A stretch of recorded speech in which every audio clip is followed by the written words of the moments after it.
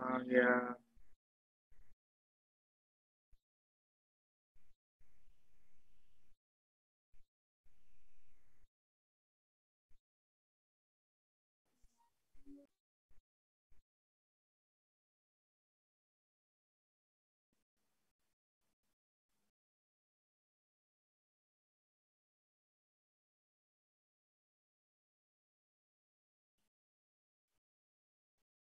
Right, तो हम लोग अब पढ़ रहे हैं लिटरल रूल। सही है। इसके जो ऑब्जर्वेशंस वगैरह है वो कर ली थी सारी, या नहीं? कुछ किसी को कुछ याद है?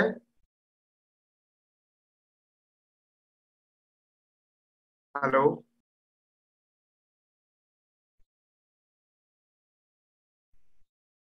Does anyone remember?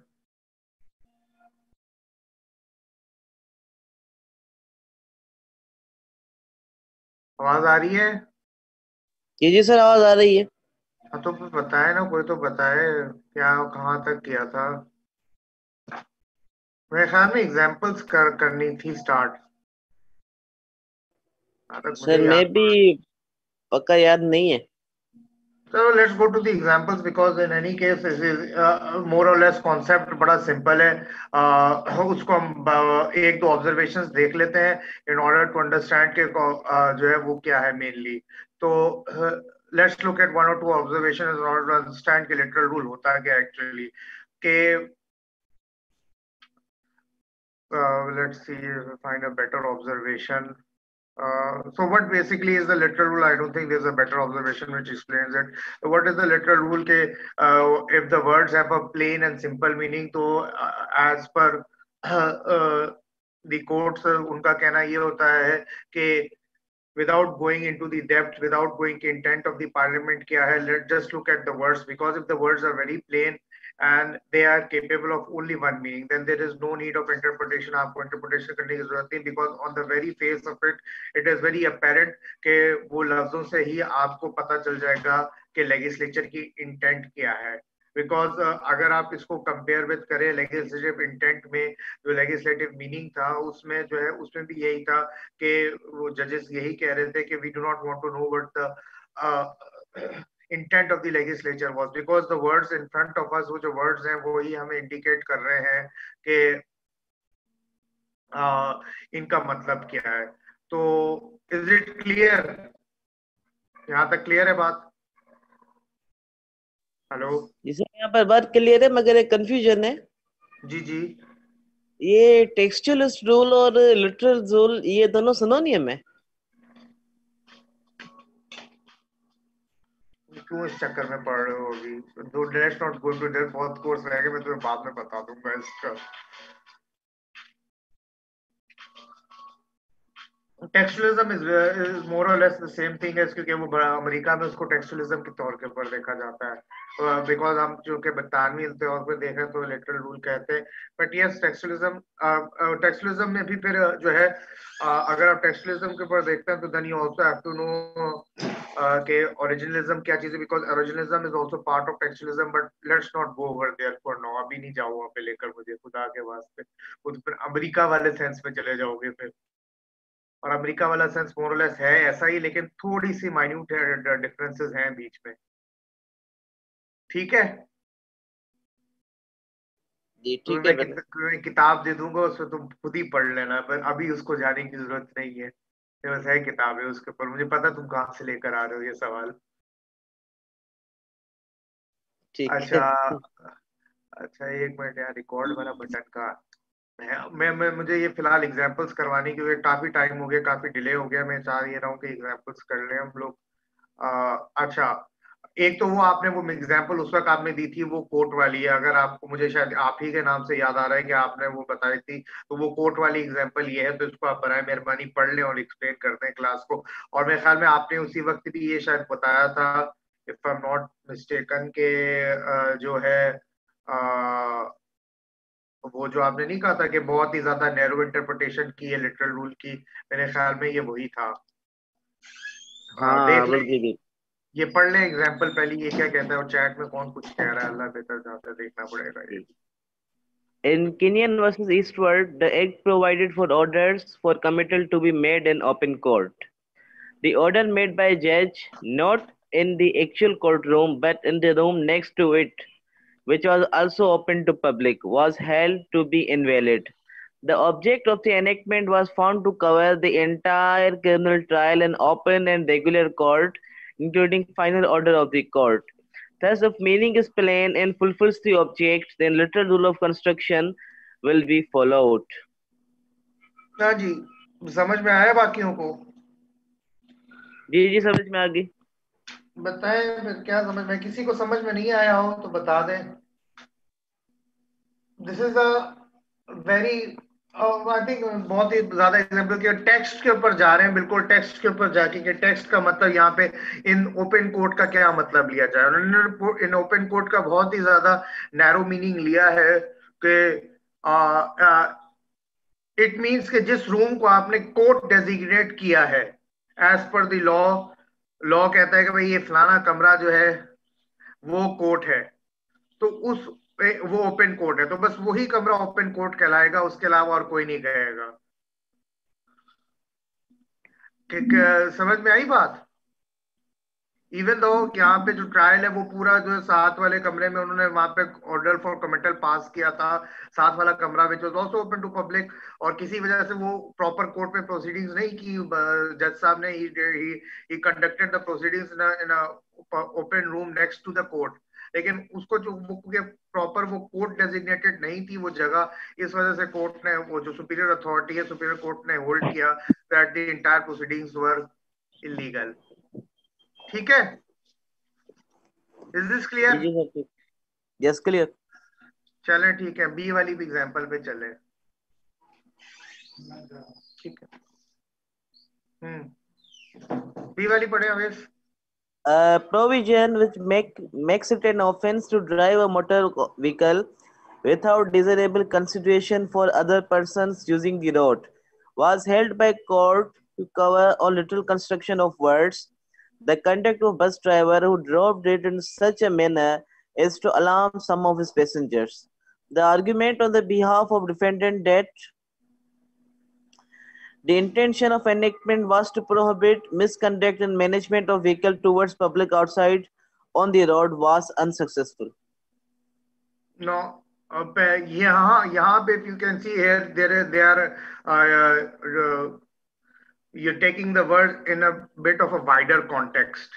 वो आर्गुमेंट जो ड्राइवर की तरफ से एडवांस किया गया वो बहुत ज्यादा नैरो है, लेकिन यहाँ पे कोर्ट जो है वो थोड़ी सी वाइड कर रही है इंटरप्रिटेशन के, what is meant by the phrase other persons using the road. इसका मतलब कि कोर्ट के कहने का मकसद ये है कि जो बस के पैसेंजर्स थे जो कि बस के अंदर ही बैठे थे वो भी रोड ही यूज कर रहे थे। मे बी कोर्ट फिजिक्स से इंस्पायर हुई हो कि भाई जिस स्पीड से बस मूव कर रही है उसी स्पीड से वो बंदे मूव कर रहे हैं, लिहाजा वो भी रोड को इस्तेमाल कर रहे हैं। और वो जो रोड है वो जो ड्राइवर है उसने ख्याल नहीं किया उन बंदों का, लिहाजा वो भी उन बंदों के भी डर हो गया, तो लिहाजा it was rash and negligent drive. Yes बिल्कुल, क्योंकि according to the driver argument ये किया गया था कि सिर्फ जो लोग किसी तरह से किसी व्हीकल को या पैदल चल रहे हैं ओनली उनको कंसिडर किया जाए कि वो लोग भी वो रोड इस्तेमाल कर रहे हैं। ऐसे लोग जो पीछे सीटों में बैठे हैं और सिर्फ वो बैठ कर ट्रेवल कर रहे हैं, they are not using the road. तो अकॉर्डिंग टू दिस वो जो उनकी जो आर्गुमेंट है on behalf of the driver, जो आर्गुमेंट पेश यहाँ पे किया जा रहा है, that is a very, if you look at it, it is a very narrow argument of the, बहुत ज्यादा लिटरल रूल को बहुत नैरो सेंस में ले रहा है। अब अगेन कोर्ट की मर्जी है यहाँ पर कि क्यों वो यहाँ ऊपर वाली एग्जांपल में आपने देखा कि उन्होंने बहुत नैरो इंटरप्रिटेशन की है। यहाँ पे आप देख रहे हैं यहाँ पे इंटरप्रिटेशन का जो स्कोप है वो थोड़ा थोड़ा सा फ्लेक्सिबल रखा है, लिटरल रूल ही में ही है तो फ्लेक्सिबल रखा है। बाकी वो सर एग्जांपल समझ में आई मगर है? एक आपको मिनट लगता नहीं है कि ये जी जी एक मिनट मैं तुम्हारा सवाल मैं ले लेता हूँ, जरा पूछ लूं बाकियों से, पता नहीं बाकी हैं भी क्लास में नहीं है। हाँ भाई एजाज, एग्जांपल समझ में आई है?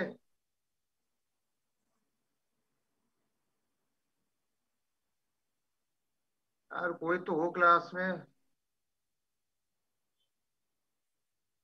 है, किसी को एग्जांपल नहीं समझ में आई, 37 लोग बैठे हैं।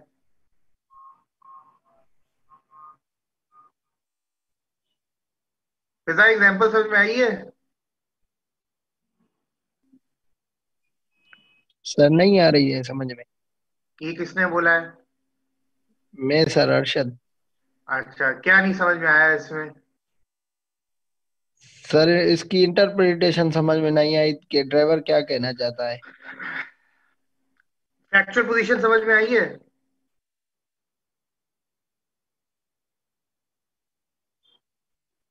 हम्म। चले, ठीक है। अरशद साहब, आप बस के ड्राइवर हैं। आपका क्या काम है एज अ बस ड्राइवर? बस चलाना सर। बस खाली चलाते हैं या भरी भी चलाते हैं? सर लोग बैठे होंगे तो सही है। चलाएंगे। हाँ, जो लोग बैठे होंगे तो चलाए। अब बस में आपके लोग बैठे हैं, और अब बस आप कैसे चलाते हैं? गाड़ी चलानी आती है आपको? नहीं चलानी आती सर। नहीं चलानी आती है? एग्जाम्पल में चला लेते हैं लेकिन चलानी नहीं आती वैसे। चलें, एग्जाम्पल में आप कैसी चलाते हैं गाड़ी? बताएं। सर रोड से। नहीं, वो तो रोड से चलाते हैं, पर अंदाज क्या है आपका चलाने का? अच्छी चलाते हैं या ऐसे इधर जो रास्ता जहां से मिला वहां से घुसा के निकालना है बस? पहुंचाना है, या तो इस जगह में पहुंचाना है लोगों को या अगले जगह में पहुंचाना है? बताएं, आप कैसे चला रहे हैं अपनी एग्जाम्पल में गाड़ी? सर अच्छी चलाते हैं कि लोगों के जान का ख्याल हो। अच्छा, वो तो आप अच्छी चलाएंगे तो फिर तो ये केस की जरूरत ही नहीं है। यहाँ पे केस में तो ये हो रहा है कि जी, यहाँ पे जिस शख्स ने गाड़ी चलाई वो ऐसे चलाई कि उसके जो पीछे पैसेंजर बैठे थे उनको अपने भाई लग गए, जान के लाले लग गए कि ये जो ड्राइवर है ये तो हमें ऊपर ही पहुंचाएगा। तो अब आप समझे आप कैसे चला रहे हैं गाड़ी? यहाँ पे हम एग्जाम्पल के ऊपर चल रहे हैं, अब आप बताएं बस आप कैसे चला रहे थे? खराब चला रहे थे फिर तो। अब आप बस खराब चला रहे थे, उससे नुकसान ये हुआ कि आपके जितने ये बैठे थे पीछे पैसेंजर, उन्होंने चीखो पुकार शुरू कर दिया। फिर जब आपने बस रोकी, उन्होंने उतर कर फिर बाहर निकल के बस जब फिर वो अपने कामों में गए, उन्होंने आपके खिलाफ केस कर दिया कि इसने रैश नेग्लिजेंट ड्राइविंग की है। यहाँ तक पोजीशन समझ में आ गई? ये हुआ है केस में फैक्चुअल पोजीशन। ठीक है। Yes sir. ठीक है, अब आगे क्या होता है? अब आगे ये होता है कि जब केस कोर्ट में जाता है, तो आप जो ड्राइवर है, जो बस ड्राइवर है, उनकी तरफ से आर्गुमेंट ये किया जाता है कि क्योंकि यहाँ पे जो वर्ड्स जो अंडरलाइन वर्ड्स, अच्छा ये इसमें एक बात नोट कीजिएगा, ये मैंने शायद पहले भी में तो बता दी हुई ये बात। ये जो वर्ड्स अंडरलाइन हुए हुए ना, ये द वर्ड्स इन क्वेश्चन है या ये लॉ इन क्वेश्चन है। इन इन इन वर्ड्स के ऊपर फोकस इसमें से ज्यादा किया हुआ है, ये बोल्डेड में और इटैलिक्स और इसमें, क्योंकि ये जो वर्ड्स हैं इन्हीं के ऊपर फोकस करके कोर्ट अपनी इंटरप्रिटेशन कर रही है। ये या तो वो लॉ के वर्ड्स हैं या ये वो इंपॉर्टेंट वर्ड्स हैं जिसकी वजह से कोर्ट ने अपना ओपिनियन फॉर्म किया कि यहाँ पर ऐसे के क्यों ऐसी इंटरप्रिटेशन की जरूरत पेश आ रही है। ठीक है। अब यहाँ पे जब कोर्ट में आर्गुमेंट पेश किया गया उन पैसेंजर्स के पॉइंट ऑफ व्यू से, तो उनका कहना यह था कि जो ड्राइवर के पॉइंट ऑफ व्यू से जो आर्गुमेंट पेश किया गया था जब इन पैसेंजर्स ने केस किया, मतलब आपकी तरफ से जो आर्गुमेंट आपके वकील साहब पेश कर रहे हैं, आपके वकील साहब मिस्टर जो है, कौन बनना चाहेंगे, किसको आप वकील करेंगे या खुद ही करेंगे केस आर्गू अपना? गुलाम मुस्तफा को सर। हाँ। गुलाम मुस्तफा को। चले, गुलाम मुस्तफा साहब आपके वकील हैं, उन्होंने आर्गुमेंट ये पेश किया कि जनाब ये जो दूसरे लोग जो पैसेंजर्स हैं ये गाड़ी नहीं चला रहे हैं, ये रोड नहीं इस्तेमाल कर रहे, they using the road, they are not using the road. ठीक है। पैसेंजर्स का कहना यह है कि इस साहब ने, जिस ड्राइवर है, आपने जिस अंदाज में गाड़ी चलाई है, मैं बस में बैठा हूं, मैं पैसेंजर हूँ, अवेश पैसेंजर है, एजाज पैसेंजर है, फिजा पैसेंजर है, हमारा कहना यह है कि आपने गाड़ी ऐसे अंदाज में चलाई है कि हमारी जान के जो है वो हमें लगा कि आप हमें ऊपर ही पहुंचाएंगे, मंजिल पे तो नहीं पहुंचाएंगे, ऊपर वाली मंजिल पे पहुंचाएंगे। बहरहाल आपके वकील गुलाम मुस्तफा साहब ने जो है अदालत में यह आर्गूमेंट पेश किया गया है कि ये लोग जो है ये लोग रोड नहीं यूज कर रहे हैं, रोड यूज कर रहे हैं वो लोग दूसरी गाड़ी चलाने वाले, मतलब सामने से अगर आप देखें, सामने से सानुल्लाह साहब वो भी अपनी गाड़ी चला रहे, वो दूसरी कोई बस चला रहे, वो यूज कर रहे हैं रोड, या पैदल चलते हुए है, पैदल ये चल रहे हैं, जो है क्या कहना चाहिए, काका साहब पैदल चल रहे हैं, ये रोड यूज कर रहे हैं। क्लियर हुई बात? यहां तक क्लियर आ गई? यहां तक पोजीशन समझ में आ गई है? सर आर्ग्यूमेंट समझ नहीं आया। आर्गुमेंट देखिए, आर्गुमेंट जो है वकील साहब का आर्गुमेंट है वो ये है कि रोड कौन यूज कर रहा है, रोड कौन इस्तेमाल कर रहा है। पैसेंजर्स की तरफ आप जाओगे, अगर अगर आप पैसेंजर्स के आर्गुमेंट में जाएंगे, अगर वो हम बाद में देखते हैं। वकील साहब का कहना यह है कि रोड यहां पर जो यूज कर रहे हैं लोग, वो 3 लोग हैं। सही है। पहला तो जो ड्राइवर हो गया इस बस का, जिसके ऊपर इल्जाम लगाए कि इसने रैश नेग्लिजेंट ड्राइविंग की है। ठीक है, क्लियर हुआ, समझ में आई बात। Yes sir. ये कैसे रोड यूज कर रहा है, क्योंकि ये खुद उस बस को ऑपरेट कर रहा है, ये उस बस को चला रहा है। ठीक है। उसके बाद रोड कौन यूज कर रहा है, दूसरे गाड़ी चलाने वाले, मींस जो स्टीयरिंग व्हील के ऊपर बैठ के ऑपरेट कर रहे हैं व्हीकल को, वो यूज कर रहे हैं। ठीक है, क्लियर हो गई बात। Yes sir. तीसरे वो लोग जो या तो पैदल चल रहे हैं रोड के ऊपर, या साइकिल चला रहे हैं रोड के ऊपर। ठीक है, क्लियर हो गई। Yes sir. अब passengers on the other end, क्योंकि उनका केस ही सारा इस बेसिस के ऊपर जो है वो बेस कर रहा है, ये आर्गुमेंट ही होगा उनका, क्योंकि इसी आर्गुमेंट को कोर्ट ने फिर अल्टीमेटली अप्रूव किया था कि हम लोग भी रोड यूज कर रहे हैं। जो पैसेंजर्स, जैसे मैंने अपनी मिसाल ली, अवेश की मिसाल ली, कि हम लोग जो उस बस में गाड़ी में बैठे हैं, बेशक हम व्हीकल को ऑपरेट नहीं कर रहे हैं, लेकिन रोड हम भी यूज कर रहे हैं। और इसी आर्गुमेंट को कोर्ट ने अप्रूव किया। और जो ड्राइवर की तरफ से जो आर्गुमेंट था कि सिर्फ जो लोग गाड़ी व्हीकल को ऑपरेट कर रहे हैं वो रोड यूज कर रहे हैं, उस आर्गुमेंट को कोर्ट ने रिजेक्ट किया। ठीक है, क्यों? क्योंकि इंटेंट ऑफ द इनैक्टमेंट क्या था, वो यहां पे लिखा हुआ है, was to prohibit misconduct in the management of the vehicle towards public. एक मिनट, नहीं, ये डिफेंडेंट का आर्गुमेंट था। Argument on behalf of the defendant that the intent of the enactment was to prohibit misconduct in the management of a vehicle towards public outside on the road was unsuccessful. मतलब कहने का ये है कि argument जो वकील साहब की तरफ से पेश किया जा रहा है वो ये था कि ये सिर्फ जो बस ड्राइवर है वो गाड़ी चलाते वक्त बस सिर्फ बाहर वालों का ख्याल करे, अंदर जो उसके जो पैसेंजर्स बैठे हैं उसकी तरफ से it was not his responsibility to take care of them. बस उसकी यहां तक ही उनका है कि वो ये इस तरह से गाड़ी चलाए कि बाहर वालों को एम्प्रीहेंशन ना हो, अंदर वालों को एम्प्रीहेंशन होती है, उसकी खैर है। क्लियर हो गया आर्गुमेंट आपको वकील साहब का? Yes sir. हाँ जी, आप क्लियर है example? Is the example clear now? Yes sir. ठीक है। हाँ जी अवैस साहब, आपका सवाल क्या है?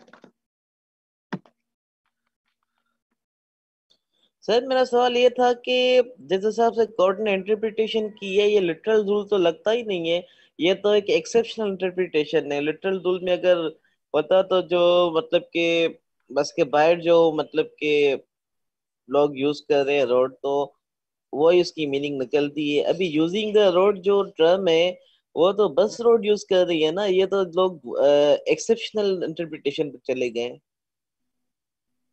Well, to be sir honest, ये समहाउ गोल्डन रूल में फॉल करता है। हाँ सर, लग तो यही रहा है। well, to be honest, I myself cannot be in a position. I'm not in a position to answer this. उसकी एक वजह है, और वजह उसकी ये है कि देखें, ये आप आगे चल के भी बात पढ़े, मेरे ख्याल में ये जब 3 मेन रूल्स खत्म होंगे उसके बाद आता है कि मटेरियल में आएगी बात कि मसला ये है कि जब जजेस इंटरप्रेट कर रहे होते हैं तो they never expressly point out कि हम कौन सा रूल इस्तेमाल कर रहे हैं। समटाइम्स पॉइंट आउट कर देते हैं, but most of the time they do not point out कि हम कौन सा रूल यूज कर रहे हैं। तो it becomes very hard to actually guess के कौन सा रूल है। और ये जो यहाँ पे जो मटेरियल रखा है, ये आपको जो लोग किताबें लिखते हैं इंटरप्रिटेशन की, दे एक्चुअली पॉइंट आउट कि यहाँ पे यूजिंग देयर ओन सेंस और अपनी एक्सपर्टीज यूज करते हुए एक मिनट बात तो कंप्लीट करने दो ना, उनकी एक्सपीरियंस के हिसाब से वो बताते हैं कि ये जो है ये रूल लिटरल रूल में इस्तेमाल हुआ है। परहैप्स अब इस केस के अंदर अगर हमें परहैप्स पूरे इस केस के फैक्चुअल पोजीशन सामने हो, तो परहैप्स उसके नजर रोशनी में मे बी पॉइंट आउट किया गया हो कि वो इस रूल को लिटरल रूल के दायरे में देख रहे हैं. And to be very honest, it is all this subject is more of a mess.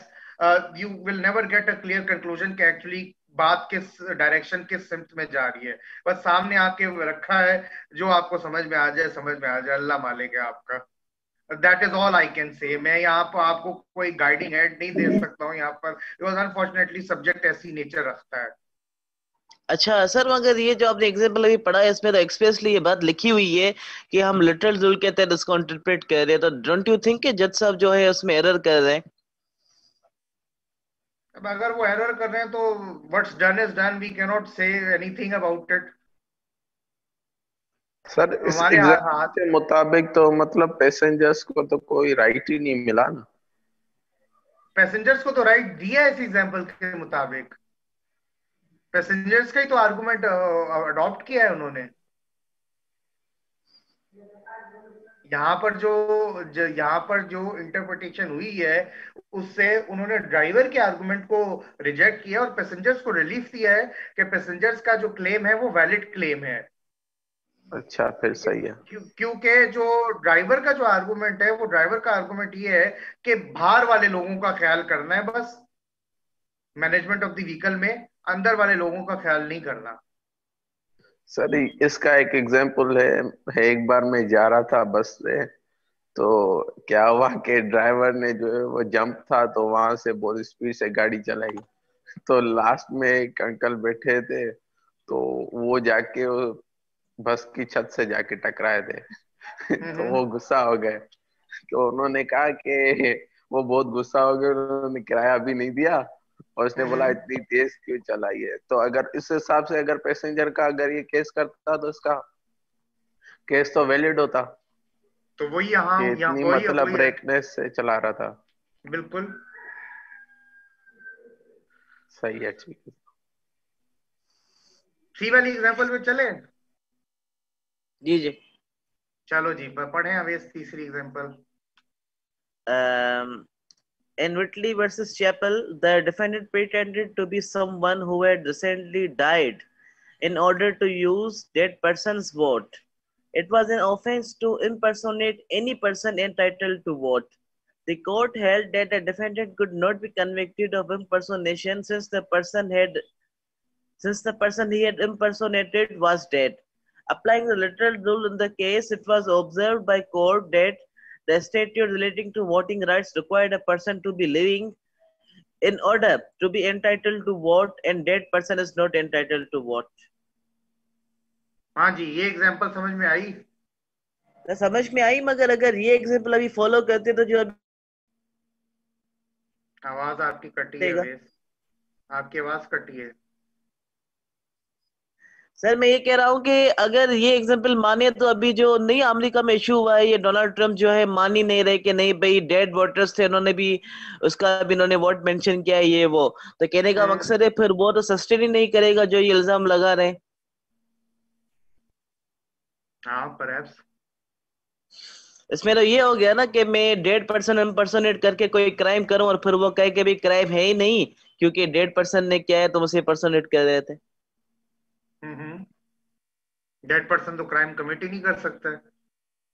हाँ मतलब अगर मैं किसी का मर्डर भी कर दूं फिर भी वो कहेंगे कि डेड पर्सन नहीं कर सकता. हाँ बिल्कुल हो सकता है, बट देन अगेन एक बात है सोचने वाली. एक चीज आपको याद रखनी है यहाँ पे कि इफ यू लुक एट, आपके पास ये मटेरियल मिला है तो सही ऐसे इसके आप देखें कि some of these are very old citations. और अगर आप देखें क्योंकि we have not gone through about के जो इनका हिस्टोरिकल डेवलपमेंट क्या रहा है इन रूल्स ऑफ इंटरप्रिटेशन का, बट प्रेजेंटली स्पीकिंग जो आपको जिस सेंस में ये कह रहे रूल का है, मे भी बरतानिया मुल्क में, बरतानिया में भी, और even in the United states भी आपको इस सेंस में रूल अब नहीं मिलेगा, क्योंकि यहाँ पे जो इंटरप्रिटेशन हो रही है that is a very strict and narrow interpretation of it. More or less development हो गई है, और यहाँ पे जो जिस तरह से चार्ज किया जा रहा है वो गलत चार्ज किया जा रहा है। वो उस अगर जाहिर है अगर आप उसमें ऑफेंस को लेकर आओगे तो वो तो जाहिर है उस तरह निकलने का है। बट देन अगेन अदालत की मर्जी है, कहीं से वो कन्विक्ट करना चाहे, क्विट करना चाहे तो बड़ा अच्छा तरीका है क्विट करवाने का। बहरहाल ये एग्जांपल बाकियों को समझ में आई है, इससे पहले कि एक आधा सवाल और इस पे ले लिया जाए। Yes sir. आपको समझ में आ रहा है ना केस में हो क्या रहा है एक्चुअली? Yes, sir. तो again this is a very strict interpretation के इम्पर्सनेशन किसकी हो रही है और कोर्ट का क्या फैसला है। Let's go to number D जी। Number D. In Mardana Mosque Board of Trustees versus Mahmood, a provision empowered the minister to make a certain order. If satisfied date, a school is being administered in contravention of the act. The counsel for the minister argued that it was permissible to take account of past running of the school. It was held that only current method of administration at the time of order could be considered.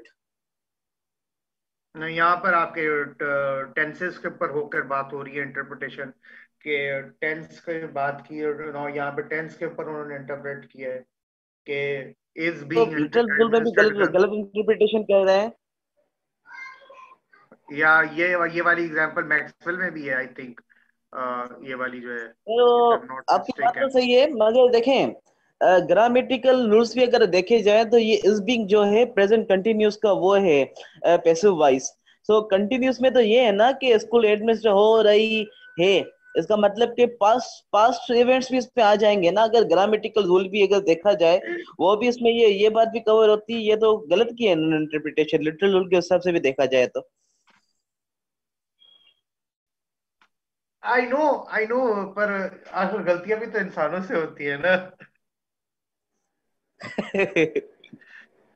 I said देखो मैंने आपको पहले कह दिया है कि वो अगर कह भी दे ना, नो डाउट वो अपनी गलत कह रहे हैं, लेकिन उन्होंने तो कह दिया ना कि हम तो कर रहे हैं भाई, हम तो ये this is the problem with interpretation because this person is saying कि हम यहाँ पे लिटरल रूल अप्लाई कर रहे हैं और इसमें सब प्रेजेंट टेंस अप्लाई कर रहे हैं। No you as a person you are saying कि नहीं आप इसमें पास्ट, क्योंकि यहाँ पे प्रेजेंट कॉन्टिन्यूस की बात हो रही है तो प्रेजेंट कॉन्टिन्यूस में क्योंकि कॉन्टिन्यूटी की बात आ रही है तो यहाँ पे पास्ट को भी कंसिडर किया जा सकता है।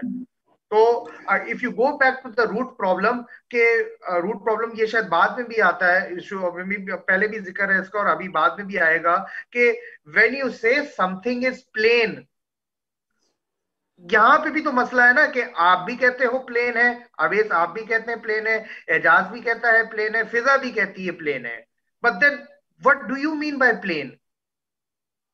अब यहाँ पे उस चीज के ऊपर बात करें ना कि प्लेन का एक्चुअली मतलब क्या, थिंक ऑफ योरसेल्फ कि आप ही इस केस में और यहाँ पे तीनों कह रहे हैं कि हाँ प्लेन है, क्लियर है, but then what is meant by plain? वो भी तो एक मसला है ना यहाँ पर। हाँ जहाज ना प्लेन। अब वो वाला प्लेन नहीं, वो दूसरा प्लेन, वाजिया वाला प्लेन। अच्छा, So this is the problem with it कि two people can maybe never agree on something, maybe they can agree on something। ये तो जब वक्त आता है तभी बात होती है ना, अग्री ना करें। अब आप डिफरेंट साइड से आ रहे हैं तो you will never agree on it. क्या के है कि आप इस बात तक तो अग्री कर रहे हैं कि it is plain, it is very clear, but that question is what is very clear. Sir सवाल मगर तो देखें एक और बात भी है। बात ये कि इंटरप्रिटेशन का जाहिर बात है जज का इख्तियार है, मगर एट द सेम टाइम हमें कुछ सेफगार्ड्स दिए हुए हैं जूरिस्प्रूडेंस ने। अगर हमें लगता है कि ये परन किरमस की इंटरप्रिटेशन है and it goes against the common sense, अगर लेट अस सपोज वो मेंशन भी कर देते हैं कि भाई दिस इज लिटरल रूल है, इज बीइंग एडमिनिस्ट्रेड में वो पास्ट कंडक्ट नहीं आती, at the same time we do have common sense. अगर जजेस ने ये फैसला गलत डिसाइड किया हो, मे बी काउंसिल की इनको जो है सही तरीके से जो असिस्टेंट से वो ना मिली हो, तो हम उसे डिसरिगार्ड भी कर सकते हैं। We are not bound by it. We अगर आर चीज बाउंड गलत बाय है इट तो उसे एज गलत कह लॉन्ग, सकते एक हैं। मिनट एक मिनट, मैं आपकी बात जो है वो to do this sense, you are bound by it as long as it stands. जब तक उसको आप अपील में सेटिसाइड नहीं करवाते, जब तक उसको कोर्ट स्ट्राइक डाउन नहीं करती, सेटिसाइड नहीं करती, you are always bound by it even though it is wrong. मगर आपके सर ख्याल में jurisprudence तो जी जी true jurisprudence has no place over here। आप फिर वो आपका फिर वो एक आता है ना, एक बड़ा प्यारा सा प्रिंसिपल जो आर्टिकल 189 कॉन्स्टिट्यूशन, हमारे मुल्क में तो 189 है, उसके तहत है, you are bound with as long as it stands. Now ये अच्छा, एक और आपको मजे की बात बताऊं, हमारे मुल्क में उसको ओरली तौर के ऊपर देखा जाता है, लेकिन बाहर के मुल्कों की जब आप साइटेशन रिसर्च करते हैं तो उनके उनके वहां पे सर्च करते हैं, यू यू फाइंड इट के कोई भी डिसीजन आया कोर्ट का, तो जब आप रिसर्च कर रहे होते हैं आपको वेस्ट लॉ के ऊपर मिलेगा ये।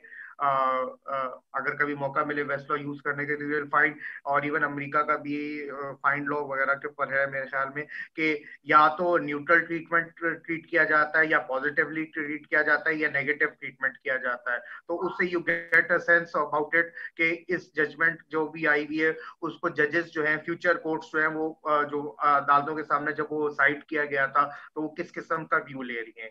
लेकिन मसला ये है कि जब तक वो है हमें उसको मानना पड़ता है, मजबूरी है हमारी। ये बहुत एक मसला है असल में। गलत गलत कहना, आप देखें ना, गलत कह देना तो फिर गलत कहना है, तो फिर उसको फिर रिमूव करवाए ना किताब की, कानून की किताब से। आप कानून के बारे में भी तो देखें ना, कानून अगर कोई पास करती है लेजिस्लेचर, बेशक वो अब वो कोई भी सिंपल सी क्रूड एग्जांपल लेने के, सब काले बाल या वाले जिनके उनको मार दो, तो जब तक वो कानून है उस वक्त तो आपने फॉलो उसको, आपने यस सर करना है ना। No doubt it is wrong, तो हमारा जो कानूनी तरीका है, कानूनी तरीका में you go into court and you challenge it and you get the court to strike it down. But जब तक वो नहीं आप करते उस वक्त तो आपने मजबूरी में यस करना है ना।